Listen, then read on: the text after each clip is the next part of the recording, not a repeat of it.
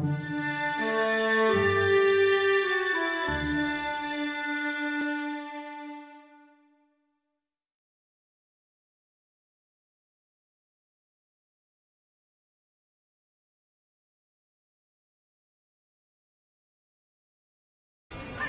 can you tell us about some of the groups that participated in the workshop from China? So we've seen some quite organic growth of consumer co-op or buying clubs here in China. People do it because they are concerned about the food they consume, and also they want the farming practice to be more environmental friendly, and they also want to help farmers to have a more sustainable livelihood of their trade with farmers. So we see a buying club in many cities now.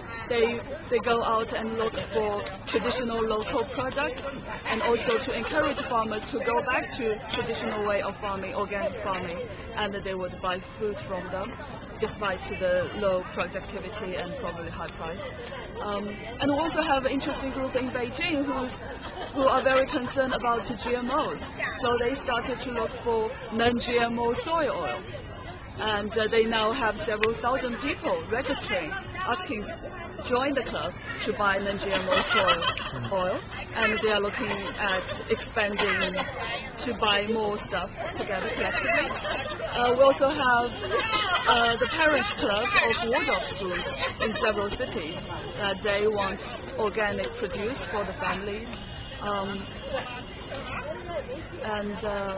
What else do we have? And many of the groups who are involved in such initiatives are very much concerned about environment issues. So they go to the natural reserve parks to work with farmers to encourage them to organic farming so that they can better protect the environment, to use less pesticide and fertilizer. And what were some of the group's plans coming out of the workshop? Are people setting up co-ops, or are they just going to do more exchange, or what do you think the next steps will be? Well, they definitely want more exchange among Chinese activists and also internationally. So maybe some of them wanted to go to maybe do an internship in a co-op like Wedge, to look at different departments, how it works.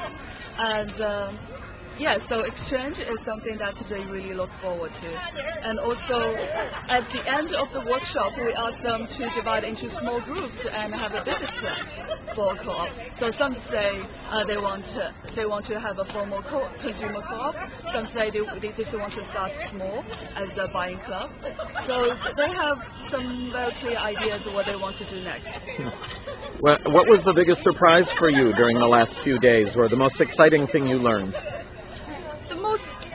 What surprised most is how much similarity that groups share, because they all have similar concerns, and they are all very passionate about the food and the farmers and the earth.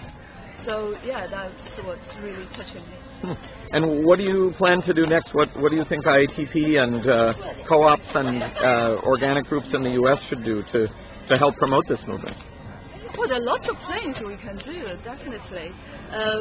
One of I think our advantage is to bring international experience to China, but let Chinese groups and activists decide what they want to do, and also to let the world know better about these Chinese practices, what people's concerns here are.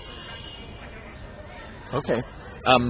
And where did you get that great T-shirt? Oh, it's from an NGO working with migrant workers. Ah. So it's label is glorious. They have a really interesting drama troupe, and they put on a really good play about migrant workers in China who produce for the rest of the world. Great. Well, thanks very much for your time. You're welcome.